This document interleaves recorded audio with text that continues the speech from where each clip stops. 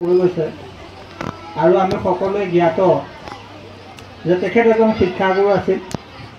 1888 চনৰ 5 ছেপ্টেম্বৰ তাৰিখে তেখেতে জন্মগ্ৰহণ কৰিছিল। তেওঁ যদিও ৰাষ্ট্ৰপতি আছিল, শিক্ষাৰ ক্ষেত্ৰত তাৰমানে শিক্ষকতাৰ ক্ষেত্ৰত তেওঁ অৰিহণা বহুত বেছি।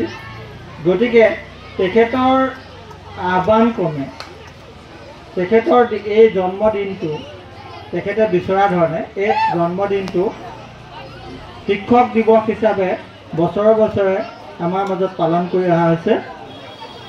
শিক্ষক আৰু ছাত্ৰ ছাত্ৰীসকলৰ যিটো একতা, যিটো আমি ঘৰৰ পৰা ওলাই অহাৰ পিছত যেতিয়া আমি বিদ্যালয়লৈ আহোঁ, বিদ্যালয়ত থকাৰ পিছত কি হয়, আমাৰ মা দেউতাই যেনেকৈ ঘৰখন পৰিচালনা কৰে, শিক্ষকসকলে তেনেকৈ ছাত্ৰ ছাত্ৰীসকলক পৰিচালনা কৰে। আৰু পিতৃ মাতৃৰ পিছতে শিক্ষাগুৰু স্থান।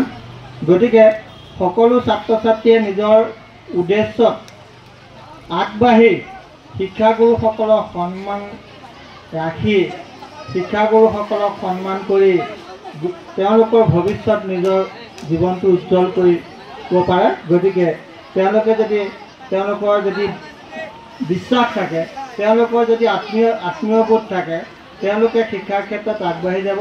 শিক্ষকসকলৰ উদ্দেশ্য হৈছে ছাত্ৰ ছাত্ৰীক শিক্ষাদান কৰা। গতিকে ছাত্ৰ ছাত্ৰীসকলৰ উদ্দেশ্য হ'ব লাগে, আমি বিদ্যালয়লৈ আহিছোঁ, আমি শিক্ষা গ্ৰহণ কৰি আমি জীৱনৰ পথত আগবাঢ়ি যাম, আমাৰ লক্ষ্যত আমি উপনীত হ'ম।